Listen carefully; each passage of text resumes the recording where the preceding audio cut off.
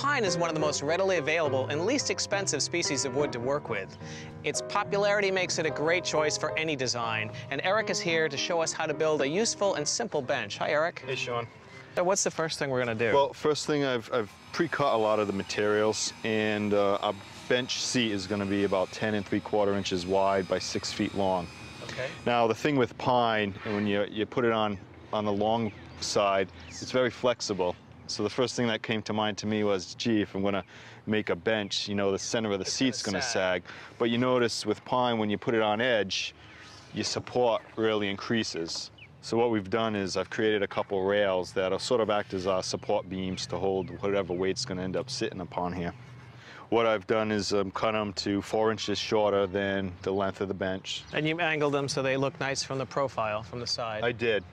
Next thing I put together were the legs. And to do that, I first cut another piece of pine down to my appropriate width. Then I had to use a jigsaw to actually notch out the sides so that the rails will sit flush on the inside of the pieces. To add a little character, I just took a template of a piece of cardboard and cut out basically a half moon and just sanded it down. Nice, pretty simple. Okay, so Sean, the first thing we'll do is position our rails. So we want them to be 2 inches from the edge and approximately 3/4 of an inch in from the sides. This works out okay. My leg should fit snug in here. There we go. And we want to make sure that we're at a 90-degree angle in here, and that looks pretty good. So what I like to do next is actually add a dab of glue on both sides to hold it. So I like to actually clamp this. You know, these clamps make for an excellent second set of hands. Okay. I'm just going to use some standard 2-inch wood screws.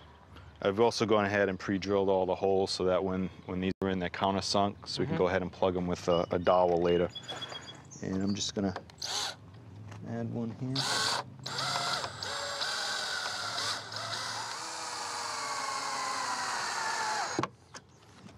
So now when we're done with that, we'll just repeat this same process on the other side. Eric, pine's one of those woods that really needs some treatment, doesn't it, if it's going to be used outside? It does. If you want to preserve it and have it last for a long time, one of the things you can do is stain it and then apply a marine-grade polyurethane. The other thing is go with a solid coat latex stain. We're going to attach these corner brackets, and that'll stabilize the legs and add some additional support to whoever's sitting on the bench. All right, that's nice and snug in there. So next thing we'll do is flip it over and just be careful with it because there's only 2 screws holding it in place at the moment. Nice. So here's our seat. Now we want to make sure that the seat itself is securely fastened. So I'm just going to head and drill in here. Same bit I've been using for all the other holes. It's a countersink drill bit. Yeah. All right, if you could grab the other drill gun for me, we'll start adding the same 2-inch screws.